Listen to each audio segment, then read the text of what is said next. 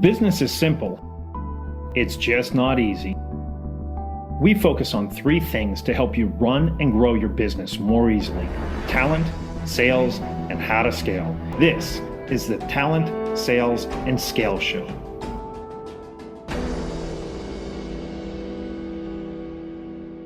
Hey everyone, Bryan Whittington with this episode of the Talent, Sales, and Scale Show. You're going to be just blown away here. We got a genius from MIT on the line, Rob Turley from White Rabbit, and we're going to talk about how in the world can we leverage AI without spamming everyone, without, spamming the TAM, as they say. And so there's a lot that goes into this. He's got his own podcast. He's running White Rabbit. He's very big on UX, UI, all kinds of product development, product ideas, product marketing. So this should be a pretty interesting topic. So with all that said, welcome, Rob. Hey, thank you so much for having me. I appreciate that. Close with the MIT. I went to RIT. RIT, son of a gun, Rochester. Yeah, Rochester. Yeah. That's a huge difference. Of New York. The dean of my college would have just had a heart attack. Oh my gosh! So we could go back and edit that one. So hey, blah blah blah. So no. It's more funny this way. There you go. Let's do it. All right. So it's pretty much the same thing. Yeah, only a letter or two off. Son of a gun. So hey, appreciate you jumping on here, and let's jump right into it because you have a pretty cool story with what you're doing, and I still don't fully understand it. So I'm really excited for this. Why in the world should we listen to you about leveraging AI, and why is your particular AI in that top of the funnel work not spamming or, like all of the other sales enablement and marketing enablement tools? Why should we listen to you on this? Well, the problem with sales and marketing is that people have been treating sales as a numbers game for a really long time. How many people can we get in touch with? How many leads can we generate? How many touch points can we hit someone with? And that's caused a lot of problems. That's why phone numbers are getting blacklisted all the time. Emails are getting blacklisted all the time. Nobody wants to talk to each other. People fear the word salesperson. They don't even want to talk to salespeople. If salespeople are doing the job, they're helping somebody solve a problem. That's what a salesperson does. They shouldn't be selling people who don't need it. That's a disease that's been flying around sales for the longest time. If someone doesn't need your help or it's not going to benefit them, don't sell them because it lines your pocket. It's wrong. But really, it's just that people don't know how to target, and that's the problem. So there's a knowing-doing gap, if you've ever heard of that before, the knowing-doing gap. Okay. You can know, but then if you don't do, you're not accomplishing. Or if you don't know and you just do, then you're not going to accomplish anything either. So what we're doing is that we automate the knowing so that you could do, and you could do more. You could sell more, you could work more effectively, and it's not just a spray and pray sales method or spray and pray marketing method. Another issue with the marketing process is that marketing people have the innate ability to market to the people who are interested, not to the people who are qualified to buy. So they're generating interest. Interest is not intent. That's been misdefined for a very long time. If someone downloads a white paper, what was their intent? Their intent was exactly that, to download a white paper, nothing more. Yeah. So instead of marketing to the people who are interested, marketing to the people that their sales team has the ability to sell to is so important. And with that gap that's been made, interest doesn't pay the bills unless it's compound interest. And that's not how marketing works. Yet they seem to think that's how it works. Some of them don't, the really good ones don't. But if they have access to the sales data and the target that way, they could start marketing to that demographic, the people who do business with them. And then also being able to filter out these MQLs, and when you go to pass to an SQL, being able to see, okay, these 100 MQLs are good opportunities and the rest of them are a total waste of the sales team's time, throw them back into the marketing sequence or just ditch them because it's not a good fit. Sure, you got a lot of impressions. Sure, you got a lot of comments, you got a lot of shares, whatever else. How many of those are turning into sales? Less than 1%. Well, yeah, and so we just were talking about that the other day. So it's dropped down to 1% on the MQL. I guess a couple of years ago, HubSpot had something out that it used to be 2%, so it's getting even worse out there. Now, let's go the antagonist. Rob, I've heard this before, right? I can just get all of this stuff off of a scorecard, right? I'm just going to score the lead. So what makes this different from scoring the lead? Because it sounds like a fancy way to do that. Yeah, I mean, scoring a lead is scoring a lead is scoring a lead. It depends on what you do. It depends on what math you use, and it depends on what you're trying to accomplish with it. Usually scoring a lead is what, out of the people that I do business with, what thing is the most in common? How many of the attributes just fit together and align? Okay, do they have the same title? Do they work in the same industry? And it's a statistical regression model. That's what it is. It's really simple. It's like, okay, if the more things that line up, the higher the score is. But like, if you really look at it down to the most granular level, we're not scoring that way. It doesn't matter if you sell to, I mean, for example, we've worked with people, if I want to put this in a more realistic point of view from one company we work with, they were selling to marketing and advertising companies, and they sold to pretty much 85% marketing and advertising companies. So who's their best target? Marketing and advertising companies. It's who we sell to. It's who we've always sold to. It's where we've seen the success. We ran an ideal customer persona profile on that, and in 2.5 minutes, we proved that they've been targeting the wrong people for the past 4.5 years. The people they have been actively avoiding for the past 4.5 years are the people that they should have been targeting in the first place, which is computer software and IT and services companies. They couldn't believe it. They ran a 5-day outbound outreach campaign. And in those 5 days, and that was just to humor us, by the way. They're like, yeah, right, this isn't. So they ran a 5-day outbound outreach campaign. They broke every single monthly outbound outreach campaign success record they've had since they started the business. Wow. In those Okay. 5 days, we got a 4,500% return in those 5 days in comparison to what they spent on data analytics. Okay, so let's unpack that a lot. So they had that ideal customer profile. They were selling to them, and so they were really targeting those. And you're saying, no. In looking at their data, so I'm guessing that you're grabbing it out of their CRM. Whenever you and I spoke offline, it was pipeline. How long did it go? How far did it go in the pipeline, and all these other things. So they took that information, and from that, using your tool, this AI, they were able to find out, holy crap, we're targeting the wrong people. Yeah, it's not about how many people you do business with. It's about what is the best path of least resistance? What is the lowest hanging fruit to get there? And it's further than just the account. So, okay, we target marketing and advertising companies. Most ideal customer personas, or if you can even call it one, it's about 4 to 5 layers deep. Okay, marketing and advertising firms that have 250 plus people that work there, that do 40 million plus in revenue per year. And we're looking for a director of marketing. Right. So Okay. size, location, title, job function kind of thing. Right. And you've now narrowed down that list to what, 289,000 potential contacts? Right. That's not a target. What even is that? It's just a mess. And then you just contact every single freaking person until you get someone who will talk to you. And often it's a lot like a pitch right up front, but it's not about how many people you're doing business with or what companies you're doing business with. We look at it all the way down to the people level. Is this person a good fit for your company? What about this person? Going even deeper than that, what values do they have? What morals do they have? What are their aspirations? What are their interests? Because people buy from people that they like, that they trust, and that they can relate to. So what we are measuring is the ability to connect a person, a human being, to another human being at a personal level where they will resonate with one another, because people buy from people. Okay. So, and this is like where it's boggling my head. How do we do that? I mean, I get the AI, but I mean, what you're talking about is those people where you'll just click, right?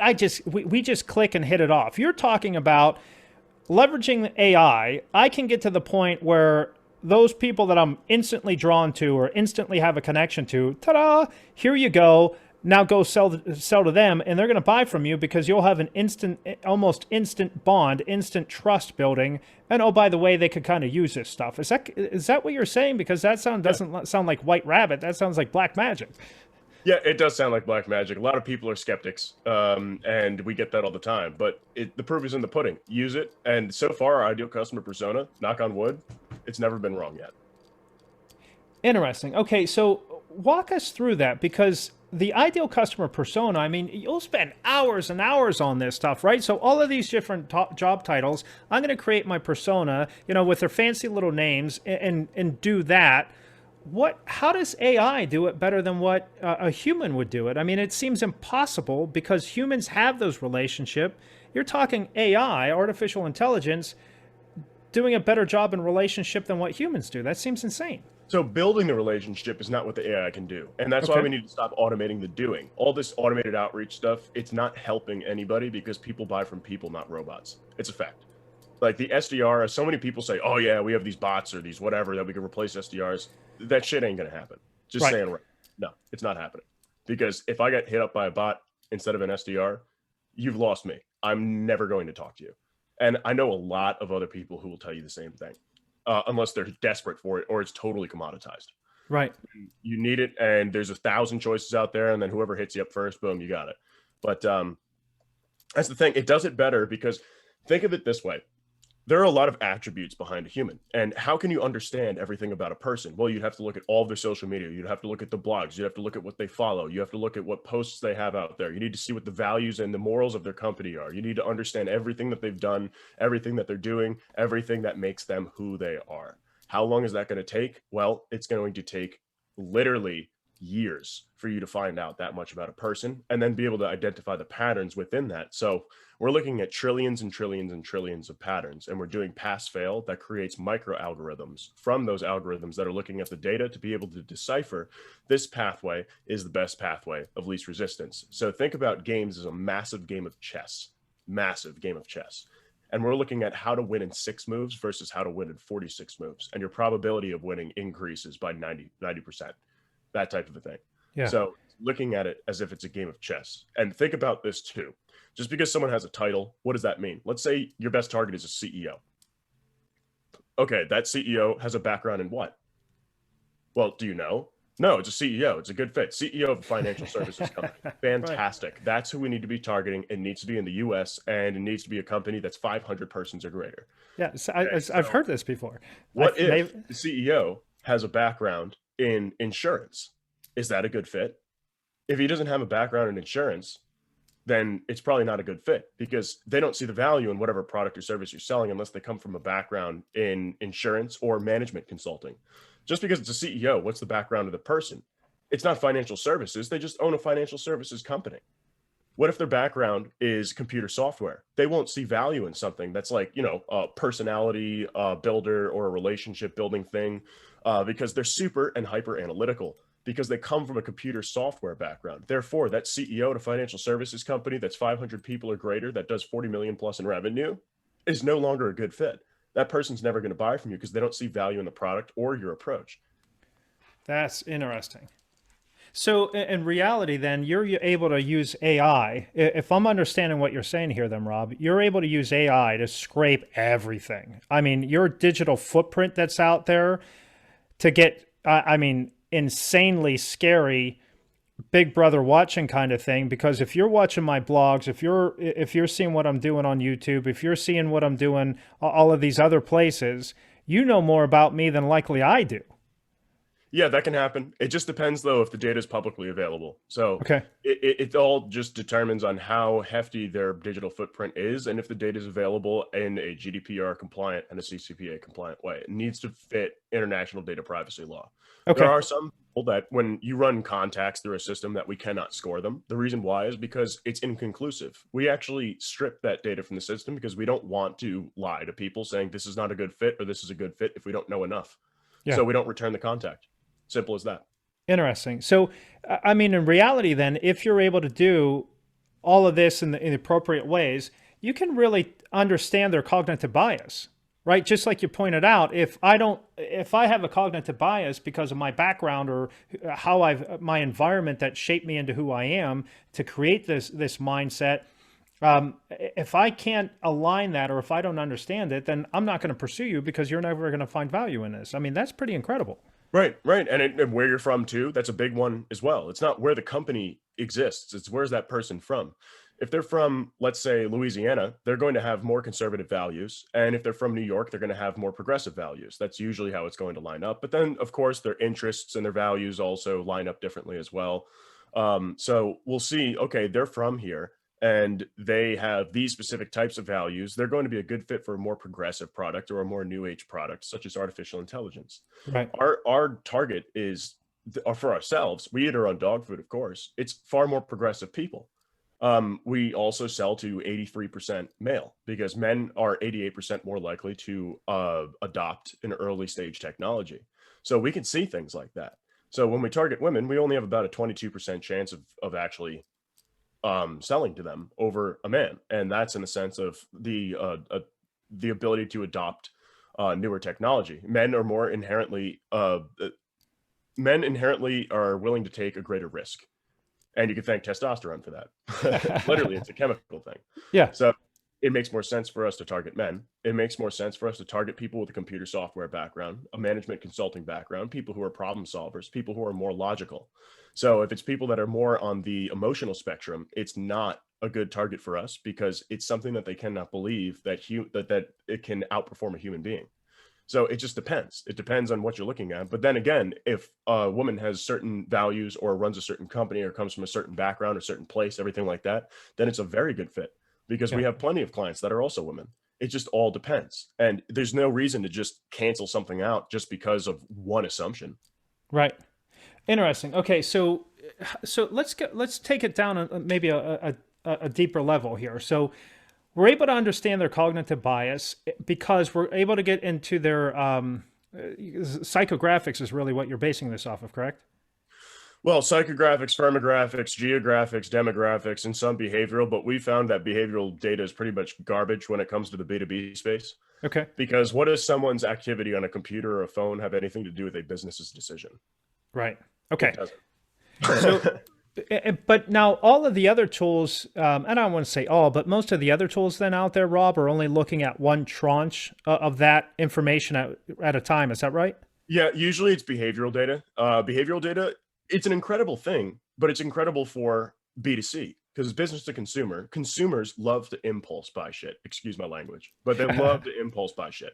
Okay. That's what it's good at predicting because if you get that ad out in front of them within an hour in the exact right spot, they're going to impulse buy that thing, right? They're going to buy it. They're, oh, I need these shoes, or, oh, I need that watch, or, oh, I need these speakers, or whatever else it may be. When it comes to a business, they're not going to go, oh, we need this right now, and then boom, just buy it right there. No, it needs to get approved by at least 2 to 3 persons before anything happens. And they have completely different behavioral patterns that have nothing to do with it. Also, trying to measure based off behavioral patterns if someone's ready to buy or not. There's no way to tell if it's a competitor just checking out your tech. There's no way to tell if it's someone who's just interested in that technology. I mean, for example, I love kayaks. I'm very interested in kayaks. They've probably wasted maybe $6,000 in targeted advertising kayaks to me, but guess what? I will never freaking buy one, ever. Tell you that right now, never gonna buy one. Yet I look them up all the time. I get ads for them all the time. They are just dumping money into me because of my behavior. There's a story there some other time, but I'll come back to that. Now, all right, I have a complex sale, multiple decision makers in here, long drawn out sales cycle. So you can target one person. So this won't work on a complex sale, right? Oh, yes, it will. So this is one of the best parts. You're going to love this. So in an enterprise sale, a complex enterprise sale, there are approximately, after 2020, it went from 9 to 11, but there are approximately 11 influencers involved in the sale that are going to influence the deal. Yes. Yeah, that's a ton. I'm just shaking my head that's an amazing amount of people. Yes, 11 people are going to influence the deal. So when you're approaching this company, you're doing the research behind them and everything account-based, you understand, okay, this is a good company to fit.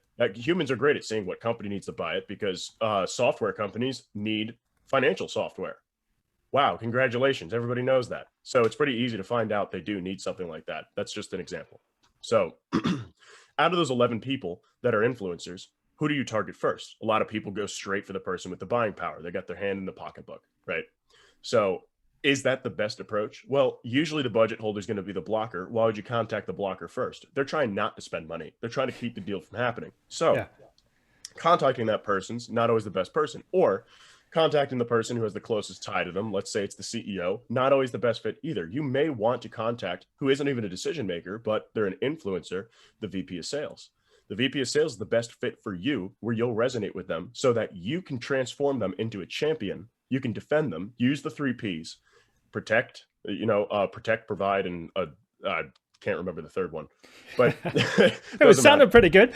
So it's you can target people based off of who's going to be the best fit to sell to, and then those relationships will start getting built within the company. It is more powerful to champion someone who's an influencer so they could sell internally to their own company, because who are they going to trust? A salesperson? that they just met, or are they going to trust the person, Frank, who's coming to work and has been a colleague with them for 10 years, selling to them internally? So how do you approach that deal, and who fits with your personality profile the best? That's who you should be talking to. And then who fits best next with that? Or even finding out, this salesperson at my company is a better fit for Frank than this other salesperson. Therefore, this person should make the approach, talk to them, and then the other people can come in who are the best fit to the others as the deal starts moving forward, so you can champion the right people and get yourself into that deal from an extremely strategic standpoint. So interesting. So not only do we do team selling based upon their specialty, but now we can do team selling. If I had the sales team big enough to do this, to put George, because he's really good with this type of personality, and Susie over here with that type of personality, and blend that approach, so we have a better odds of winning this. That's pretty interesting thought there. Yes. Okay, now let's go down to the other side of the coin. Listen, we're not going to target the champion. We're going after the decision maker. We're going after the person with a pocket. Why should I absolutely go against all the wisdom that's ever been taught in every single sales training class from the beginning of the time? Why am I going to change it up based upon what AI is saying? I mean, how should I believe this? It's not about believing it. It's about knowing that the math is correct. Rather than making sales has been an assumption game for the longest time. You can only do as well as you could do because it's what your predecessors taught you. It's what they thought. It's not what they knew. They just, okay, I've targeted this person and they've ended up buying it, and that's the decision maker. So that, to a human being, it seems that it's the path of least resistance. The path of least resistance is not always the path of least resistance. It's the path with the most, block in it. It makes it harder to close that deal. And then in the end, those influencers, if they're untouched, since there's 11 influencers that are going to influence the deal, if you have not been nurturing the deal and talking to that sales director, who's a huge influencer on this deal, you didn't even know that they're an influencer on this deal. They could always say no. That influencer, the whole deal goes sideways. How are you supposed to know that? Well, there is no way to know that. Yeah. Well, okay. So if I'm targeting champions, and I have a size, 11 people to go after it, or even if I'm in a small to mid-size, it seems like those are even jumping up too. Instead of 1 or 2, it seems to be up to 3 to 5. I don't know if you have stats on that, but is that fairly accurate? Yep. It's so larger mid-market companies, it's 5, and then smaller mid-market companies, it's 3 to 5. Yes. Okay. Got it. So no matter what, we have multiple people in here. And so we only have so much time. I kind of know where this is going, but I'll ask a question in this regard anyway. How can we keep up with it? I mean, there's so many people. If you're 3 to 5 or up to 11, how can we keep up with this, especially if I'm going after champions? I mean, this seems like it's going to take forever, and I have to now 11-fold my output. That seems impossible. Well, no. The thing is that the budget holder or the decision maker, the end decision maker, might also be the best fit. The thing is that you can see, and you may find out that the CEO is going to be the best person to talk to for you. And that is the same approach that you were doing before, but then you can understand the other moving pieces in it. But often you're going to find that it's not the person that you think it is, but they're still going to be a decision maker. More oftentimes than not, they're going to be a decision maker, but it's not going to be the decision maker that you assumed is going to be the best decision maker. If none of the decision makers are a good fit, your chances of closing that deal just by going for it are going to be extremely slim. So starting at that lower level person who you can champion is going to be the best possible way, because it's going to make it less complicated.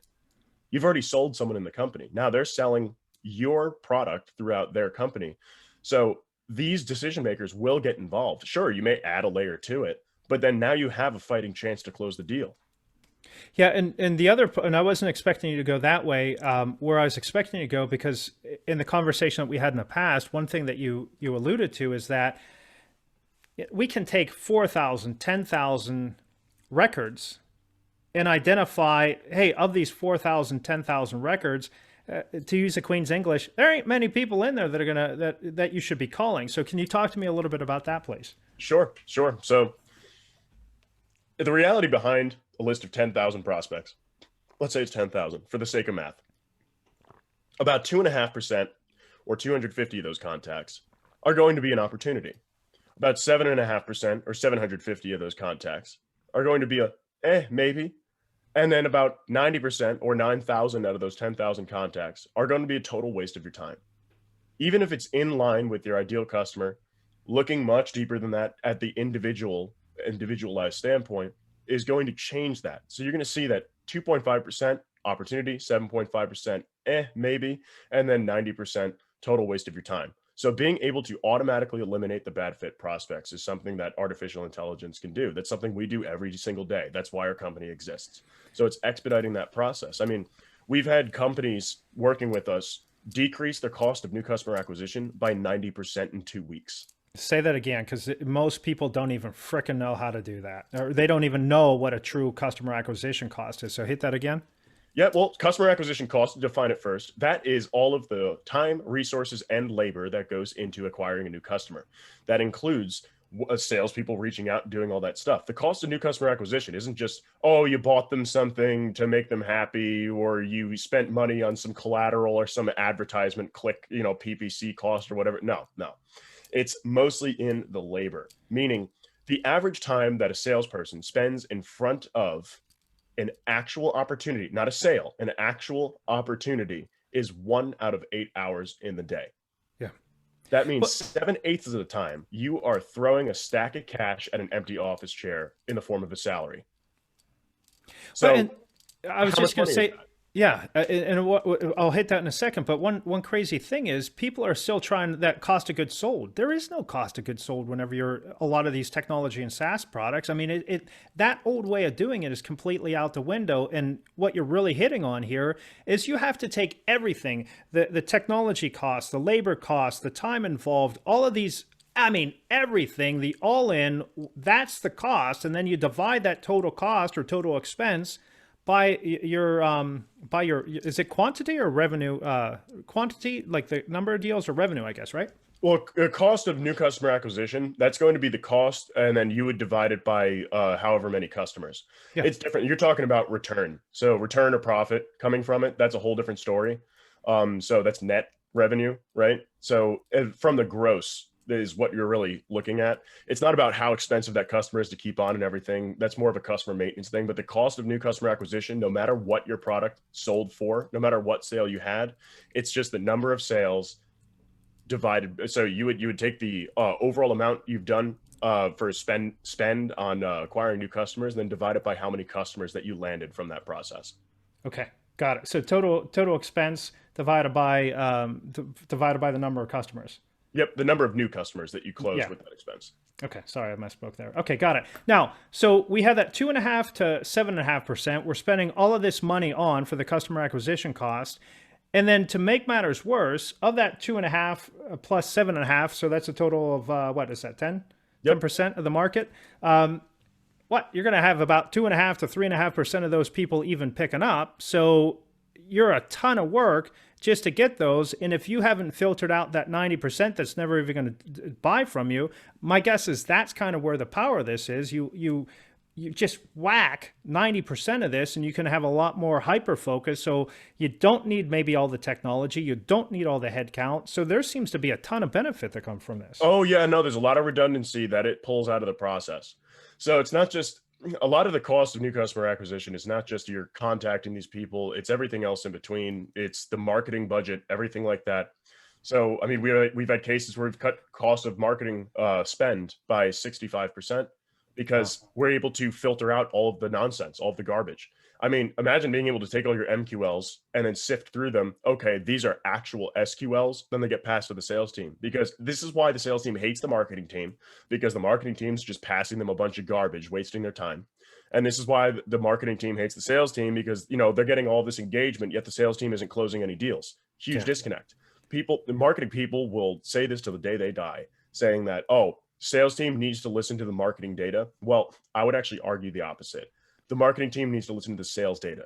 You know why? Because the marketing team's their job is to feed sales to the sales team. Yeah. That's not happening. It's at a 1% rate. What does that even mean? Yeah, keep going. What does it even mean? What do you mean? Oh, so what does it even mean is that they are so off base on just marketing to the people who are interested interest doesn't pay the bills, like I said before, unless it's Yeah. compound interest. And that's not how marketing works. Yeah. So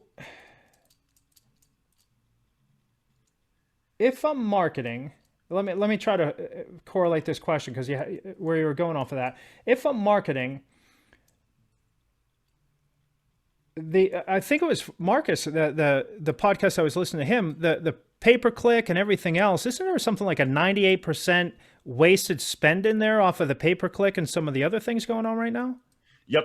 It's about 98%. And I know another buddy who's in the artificial intelligence space. They actually build the real stuff. There's only like a handful of us that build the real shit. But he did a whole thing where, PPC, when people click ads, did you know that 91% of clicks are bots? So talk to us a little bit about that, because this is the first time that I heard of it whenever I was listening to Marcus on that episode. So check out, it's called The Inquisitor, right? The Inquisitor podcast. So check out Marcus Cauchi. It was episode number 8 on our show, The Inquisitor. Great episode. I want to say it was like 103 or 113, something like that. I can't remember, but check it out. We'll put it in the show notes here. But so what are these bots doing? Are they just trying to drive up traffic for the advertisers, or what are these bots all about? Oh, no, they're just data scrapers. Okay. Yeah. Interesting. You know those phone calls that you get? It's the same thing with phone calls. You get a phone call, you pick it up, and then there's no one on the other line. And then it just hangs up, and then you're like, what the hell was that? That's just a bot validating your phone number. Son of a gun. Yep. If you pick up, they know it's real, then you're going to start getting cold calls. Son of a gun. So, and then the funny thing is, then you look at Apple and what they're doing. I mean, there's so much technology that's preventing that from happening. So legitimacy, going back to what you started off with, good salespeople solve problems. And now they can't even, if I can't talk to you, I can't get you to realize that maybe you even have a problem, because how many people even know that this stuff exists? I mean, if you knew about it, you would have done something about it already. So it's just insane how to do this. All right. So kind of wrapping this all up. I mean, let me sum this up, make sure I got it. We're able to take all of your data, scrub it through our AI filters, through multiple different, firmographics, psychographics, behavioral, blah, blah, blah, all of this stuff, able to identify exactly who to target, who to put on your team, who to put on because backgrounds align, to have the best likelihood of winning a deal. So AI is going to allow me to cut marketing by 60-some%, cut headcount by who knows, cut my technical debt by how much, who knows, because I'm able to be a lot more targeted and strategic, and maybe spend more time to build relationship and bring an actual value, because I can invest that time and effort because I know it's going to end up likely winning. Is that kind of good summary of what we just talked about here? Yeah, by cutting 90 to 95% of the fat out of the process, that's exactly what you're going to do. The salespeople are going to be under less stress. They can now focus on people. They're not having too many conversations and missing opportunities.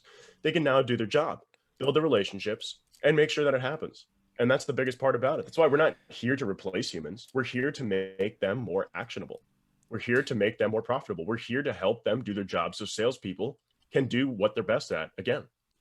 Have conversations and solve problems. That's right. Yeah. Well, interesting. Okay, so that would then change up.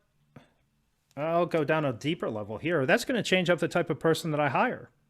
Right? Because now it's not the stereotypical salesperson, the glad handing, hey, how you doing, right? And the professional visitor, but it's really now a trusted advisor, problem solver that has business acumen.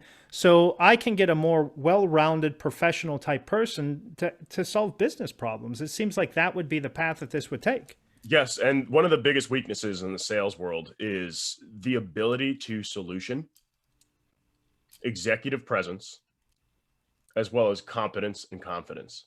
Yeah. Those things are missing.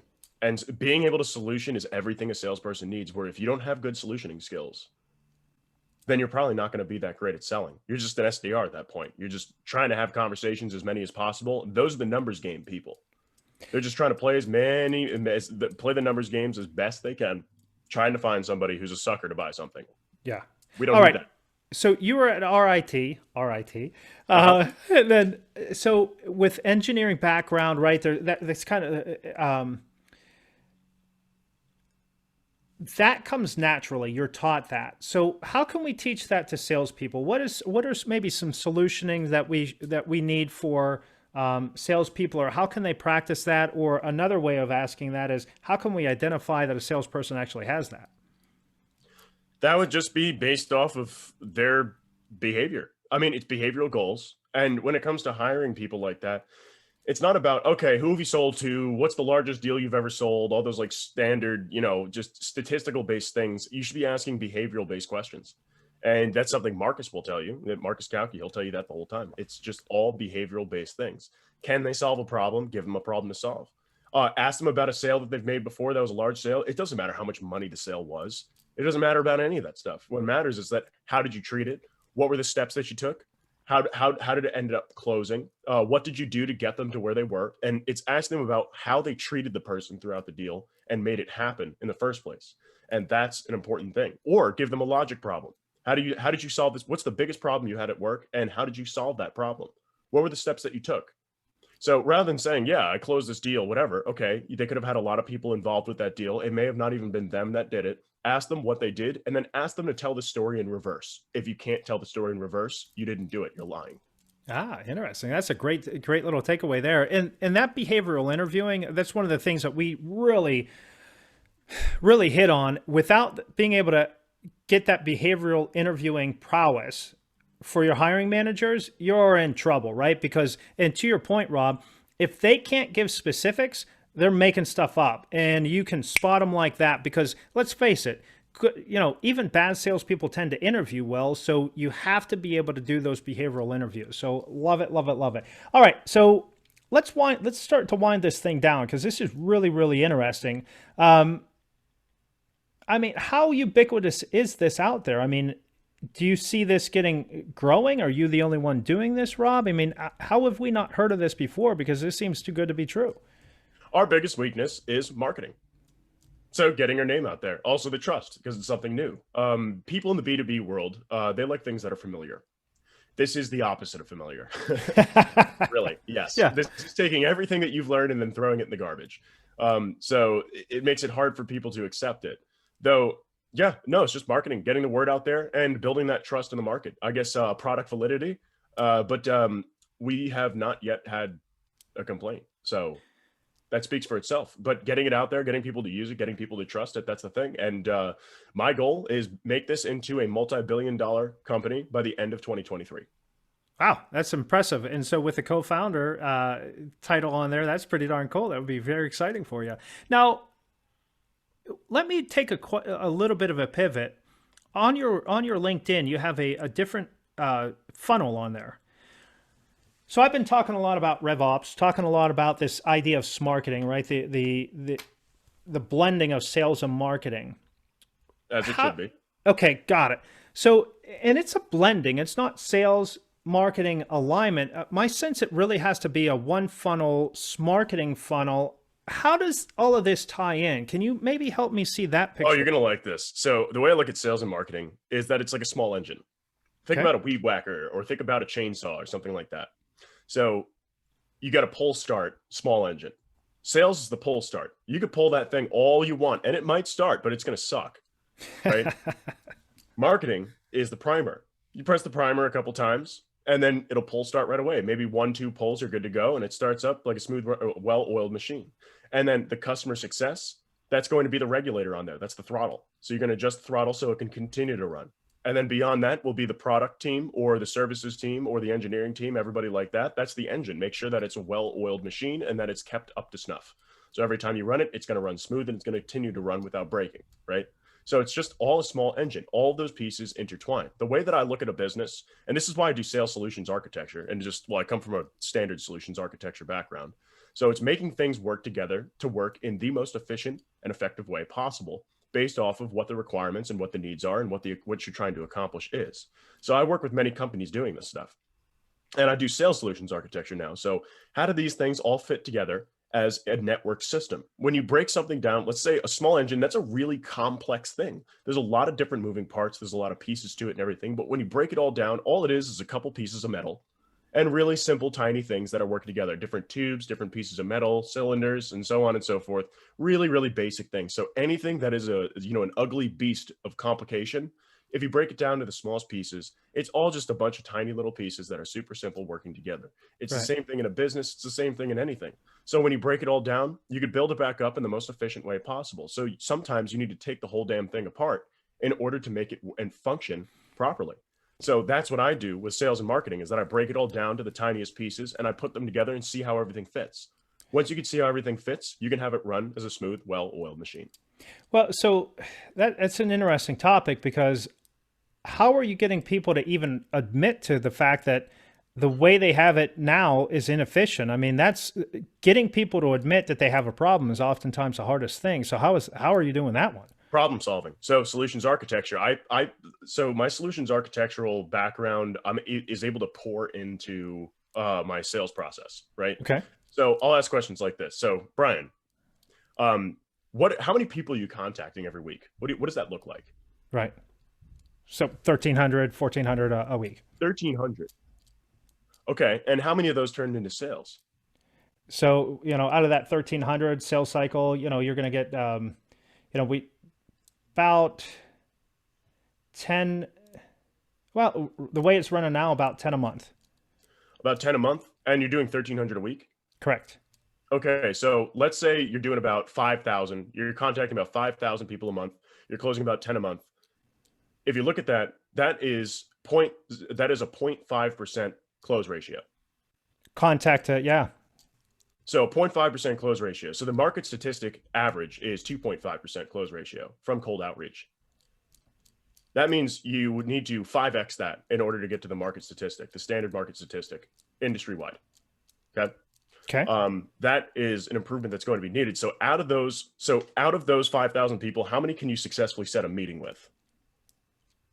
Okay, so out of 1,300, let's say every 1,300, you're going to get, say, 3 to 6 meetings. 3 to 6 meetings, and then you're closing 10 people total. So 3 to 6 meetings, let's say 5 meetings each. You have 4 weeks in the month, and then you have 20 people. So 20, and then you close 10. So your close ratio is 50% on that cold outreach. Right. For people who are willing to meet with you. Now, what have you done to try to improve those numbers? Yep. So top of the funnel list. So it's really been list cleanliness, right? And our list cleanliness is people that actually pick up the phone. Got you. And how do you know who to contact when you call them on the phone? We do it the old fashioned way, right? We meets this criteria and blah, blah, blah. And what are you doing to market to these people to get them interested? Not a whole lot right now. We're still cranking up the marketing machine. So it's almost all cold outreach and, content marketing through, LinkedIn or whatever the case may be. Got you. So the people who are willing to set up meetings, and how many people actually pick up the phone, would you say? It's so whenever you're starting off, this is why it's kind of funny what you're talking about. It's 2.5 to 3.5% off of a very cold list, and then you warm it up from there. Okay, for sure. So 2.5 to 3.5%. So you have about a 3% successful contact ratio, right? Out of those 3%, what is the percentage that you are able to successfully connect and set up a meeting with them? Well, you have it as a 1%. That's what that turned into. So that means 1/3 of the people that you call, which is not bad, are going to be that, right? They're going to actually set up a meeting with you. Out of those people that set up a meeting with you, you have a 0.5% close rate. So after they set up a meeting with you and you talk to them, that's 0.5% right there. So 3% to 1% to 0.5%. Do you see all that fat from those 5,000 people that you're contacting? Yeah. If we were able to shave that off and remove 90% of it, what would that do for your business? Got it. Well, and so I get that, but getting to okay, so that's what you're saying there is, and by the way, I'll challenge most of you out there. I might have been a little bit off of my numbers there, but it's typically going to be an 8 first-time ever appointments to 1 closed one that first time around. And then as you're going through that cycle time, it's going to get better and better and better. Or if you're more complex, like we were talking about the 11 influencers, you're about a 14 to 1. So those numbers are more or less right. But if you don't know those numbers, and I would challenge most of you out there don't really know those numbers, you're messed up, because now you talk to a guy like Rob, you don't have those numbers, you don't know how to fix it. right? So you better know your numbers. And I'm just going off the top of my head, and we've made such a But massive, that's fine. yeah, But and that's we fine made, because you're going to be close enough. That's the yeah, thing. You're going to be close enough. So a 0.5% success rate. I mean, the people that we've worked with, that's turned into 12%. nice. Well, 12%. I mean, what's the difference there? And then also shaving out all those people not to call, because it's not just a spray and pray anymore. It sounds like there's a targeting issue. That's what it sounds like. Because if only 0.5% are doing business with you out of the 5,000 people that you're contacting, it sounds like there's a serious issue with targeting. Who are these people that you're targeting? How do we target that 0.5% to begin with? Well, we could take a look at that entire demographic, that ecosystem of customers who work with you, and we can identify more leads like that. So we can correct your lead gen process. You can go to a lead gen provider. You could do LinkedIn data scraping, whatever you can do. From there, what you could do is that you now have a list rather than only 0.5% are qualified. You get more to like 5%, 6%, 12% are qualified. And then you can shave down all of that before you even reach out to them to identify the opportunities. Once you have identified those top 10%, you can call them, and then you'll see that ratio increase and improve exponentially. Then from there, it will keep learning and learning. And then your system, the way that you're doing this, it gets better and better over time as you continue to warm it up and do all that. So we have both of those things improving over time. So we can get those numbers to a place where you want them to be without all the labor behind it. yeah. So let's go the other way. Okay. So let's pretend I didn't use you. Okay. There's a couple of levers that I could push on. One is a list, which we just talked about. What would you say to, okay, so list, we get that list. What would you say to the person? Well, it's really messaging. So list is targeting. Well, my target's good. It's really messaging. What would you say to the person with that says, no, it's really messaging, Rob? I would argue that their target's not good, because if the messaging that they're putting out about their product or about what they offer isn't great for who they're targeting, then the target's off. Because if your messaging isn't working, you're not targeting the right people for the messaging to resonate with. And that's where the gap with marketing comes from, is that they adjust the messaging to really fit the demographic that you're so good at targeting. And then guess what? The close ratio is minimal because you've now adjusted the messaging to appeal to people who are not going to buy. Interesting. Okay. So it's either the market, the target. It's either the message, which we're saying no, if we have the right target or the right market going after, it wouldn't be it. So then I'm going to blame the messenger. It's a salesperson. They stink at selling. That's why we're not closing this stuff. Well, if someone just handed you a list of 5,000 contacts and said, close them all, what would you do? Is that really the salesperson? Is that not overwhelming? Yeah. So we hit market. So this is my argument, is that a poor craftsman blames their tool. Their tool is their salesperson. Yeah. Okay. So, well, no, I have a great salesperson. I have a great marketing team with great messaging. We know our market. We just can't reach anyone. That's where I'd argue too, is that you think you know your market. So we've worked with some of the best sales consulting and sales coaching companies out there, gold standard. And we've proved in 2.5 minutes of data processing that they've been targeting the wrong people for years. They teach people how to target and sell for a living. That's all they do. And they're the best at it. Yeah. So it's not about knowing, it's about thinking you know. And that's the thing. It's turning the sales and marketing process into a perfect mathematical equation. It is just math. So you're really screwing with people, including me. Right. So you're saying, hey, listen, it's not your channel. It's not your message. It's not your messenger, the salesperson. It's all about your market, that target. And by the way, you have no flipping idea how to identify your target if you're not using us. People that are world renowned, like you said, gold standard. They thought they knew what they were doing, and we were able to improve it by some insane amount. Is that kind of what you're saying here? Yeah, exactly. Right. And this is where it starts to get fun too. So you can even do our targeting methodology for the individual salesperson, a sales team, and company-wide. So you can see what your ideal customer persona for your company is. You can see what your ideal customer persona for a team is. And then you can see what an ideal customer persona for an individual salesperson is. Yeah. You can start weeding out the people that aren't a good fit for your sales team, because you could start seeing the ideal customer that this salesperson is able to reach out to is not a fit for our company. Therefore, they probably shouldn't be selling this product. Could you flip this thing on its head and leverage this for hiring? So that's actually something we're going to be getting into soon. Okay. Yeah. Cause I mean, marketing funnel, sales funnel, and hiring funnel is really one and the same. There's so much of it is similar. So I love that. Okay. We just got to tweak it, man. So Yeah. that's going to be happening within this year or the beginning of next year. We're going to have this for recruiting. So yeah. Now, okay, so we identify the target and we get all that down. After we've really targeted, have the right target, then how important is the message, is the channel, the medium through which we're sending them the message, and how important is the messenger? So once we really identify the target, how impactful are those other three, the message, the messenger, and the channel? Well, if you look at it like a system of cycles and a network, Yeah. your business, the target is powering everything else that you're doing. So once you get the target right, the inconsistencies that are left over are going to be the sub issues, the problems that are happening, where you're going to see improvement in all of that stuff once you get the target proper. But once you get the target proper, then you're going to see, okay, the messaging isn't working for the proper target, because we're actually looking at the demographic of people who do business with us.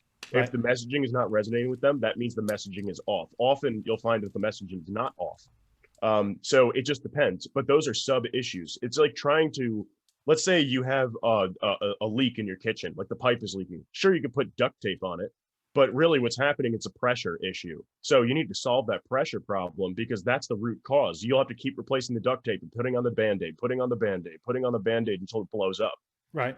And that's the thing. That's the problem. But the problem looks like it's fixed when you put the duct tape around it. So often the messaging, changing the messaging, that's just putting a Band-Aid on it. So then all of this A/B testing is really pointless, because I'm A/B testing. It's like I'm A/B testing. I'm using a bucket to bail myself out of an ocean.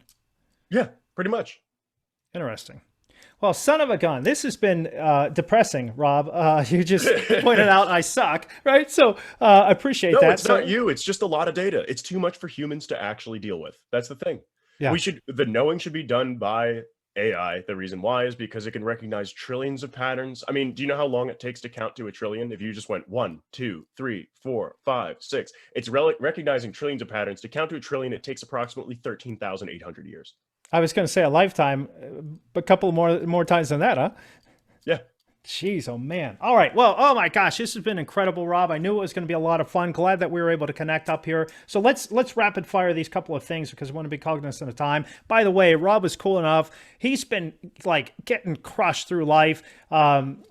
Just finally got some sleep, so he was willing to do this on a Saturday. So a lot of fun stuff here. So one lesson learned that you see everybody out there that we should avoid. I mean, what do you see in the biggest mistakes that people are making whenever it comes to this, so we don't do it ourselves? Define the type of mistake. Meaning the type of mistake in my question, or that person needs to define type of mistake? Well, what needs to be improved? What mistakes being made? Well, in around business challenges. So whenever you're looking at sales, top of the funnel, that alignment of sales and marketing, or even leveraging an AI, you get to pick. So in and around those topics, what's the one, the biggest thing that you see time and time again, people screwing up on? People think they know what they think they know. Yeah, that's what it is. It's assumption. Assumption is the biggest problem. Also gut feeling. Oh yeah, I made this decision based off of my gut. That's great if you don't have any data. Fantastic, because usually your gut's going to be correct if you don't have any data to back it up. But if you do have the data to back it up, do it. Also, data practices, like data logging, having your sales team properly use their CRM and actually log things. They say, oh, I don't have the time to do it. It takes 2 minutes. My sales team puts in 60 fields, and it takes 2.5 minutes to put in those 60 fields. And that gives us such an advantage, because we could see what's going on. Use CRM hygiene is one of the biggest things that you should be keeping track of. And it's one of the biggest things that you should be maintaining, because it is literally telling you the story of your customer's journey. Interesting. And it's so vital. I love that. All right. Any best hack then, whether it's talent, hiring people, whether it's sales, how to sell better, or operationalizing or scaling of the business? Any one of those that you have a good hack for? Sure. One of my biggest recommendations is put up gates for your sales team. You cannot pass the deal over to the next deal stage until certain criteria has been filled. So it literally builds that into their behavior, where it's not asking them to fill something out. It's that if criteria A, B, C, D, E, F, G have not been solved or filled out, it's not ready to move to the next stage because we don't know enough information about it yet. So putting up gates, you go to move the deal over to the next stage, and then you need to fill out X, Y, and Z immediately, right then and there, so that you are tracking all of the necessary data that you need to do your job. Because imagine if that salesperson got hit by a bus, God forbid, someone could pick up exactly where they left off and continue the deal as if they were never gone. Which goes back to your CRM hygiene. Yep. Yeah, love it. Okay, resources that you might recommend, any books, podcasts, guides that we should check out so we can be as smart as you here, Rob, which is an impossibility, but how do we do that? Hey, nothing's impossible. That's one of our company mantras, is that nothing is impossible. So, I mean, we've built the impossible, so nothing is impossible. It's fun that way. But different books that I would recommend for salespeople, Flip the Script, fantastic. I mean, if you haven't read it, you should have read it already because flipping the script is incredible. I would highly recommend Roderick Jefferson's new book that he just dropped. It's fantastic. It's called Sales Enablement 3.0.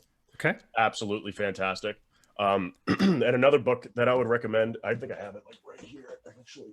It's not really a sales book. It's more of like an operational book. Here, there, we can get that back. It is this one. It's Unlocking the Customer Value Chain. Okay, cool. My background does not like this. So, yep, Unlocking the Customer Value Chain. Love it. And okay. This is by, it's How Decoupling Drives Consumer Disruption. It's by Thales S. Teixeira. And what it is that it's showing the enterprise standpoint on trying to keep, keep new startups in check. So from their point of view, so that they cannot get interrupted by startups that will be a better solution or fit side by side. So decoupling, the best example of what decoupling is how iTunes just made massive amounts of money, because what they did is that instead of buying a full album, let's say if an artist released a one-hit wonder, nobody wanted to buy the album and it really dropped sales.